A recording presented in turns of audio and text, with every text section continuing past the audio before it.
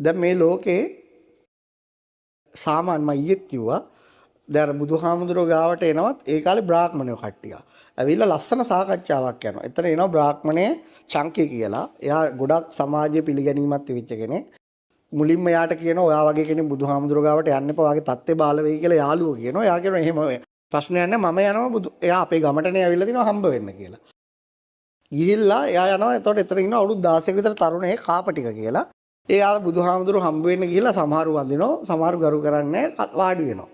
වාඩි වුණාම අර වයසක බ්‍රාහ්මණ ඉගෙන ගත්ත අය ඉඳෙද්දි අර කාපටික පැන පැන බුදුහාමුදුරුවන්ගේ එක එකේ වහනවා. අහනකොට බුදුහාමුදුරුවෝ ඔයා පොඩ්ඩක් පැත්තකින් ඉන්න කියලා.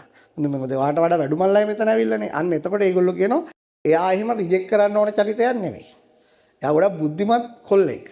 අන්න එතකොට බුදුහාමුදුරුවෝ තේරුම් ගන්න මේගොල්ලෝ වයසට ගියාට එයාව මුල් කරන් තමයි මෙයා නායකත්වය ලීඩර්ෂිප් එකක් එයාට තියෙනවා කියලා එයාත් එක්ක කතාවට යනවා බුදුහාමුදුරුවෝ. එතකොට කතාවට ගියාම එයා අහනවා බුදුහාමුදුරුවෝ ලස්සන ප්‍රශ්න ටිකක්. ඒ අහන්නේ ධර්මය ගැන නෙවෙයි මේ ලෝක ස්වභාවය ගැන.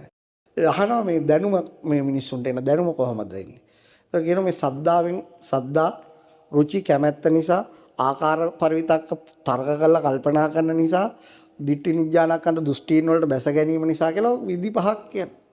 සද්දා රුචි අනුස්සව විදි අහන ශ්‍රවණේ කියලා ක්‍රම පහක් කියනවා. එතකොට ඔන්න ඔය දැනුම අපිටත් ඔය විදිහට අපි ඒක කවුරු හරි විශ්වාස කළා අපි ඒක ඇත්තයි කියලා හිතන් ඉන්නවා.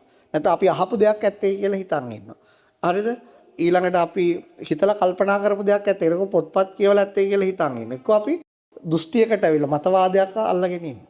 දැන් මේ ලෝකේ අපි ඕනම කෙනෙක්ට ওই විදිහට තමයි මේ අපේ මතය හැදෙන්නේ. අපේ දැනුම ගලන් එන්නේ.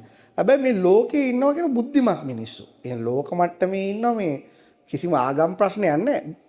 ඒ හැමතැන ඒගොල්ලෝ ඔන්න ඔයි තමන්ගේ ඔළුවට එන ওই දේවල් ගැන දෙපැත්තකට ගන්න.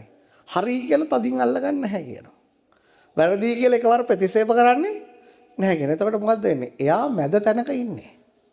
එයා සූදානම් නැහැ මේ ලෝකයෙන් ඔළුවට ආපු දේවල් සද්ධාව නිසාවත් ශ්‍රවණය නිසාවත් එයාගේ කල්පනා ශක්තිය හොඳ නිසාවත් එයාගේ දෘෂ්ටිය හොඳ නිසාවත් ඒකට බැඳෙන්න එයා කැමති නැහැ. මොකද එයා දන්නවා මම අද හිතන දේ හෙට වරදින්න පුළුවන් වෙන කෙනෙක් ඉස්සරහා.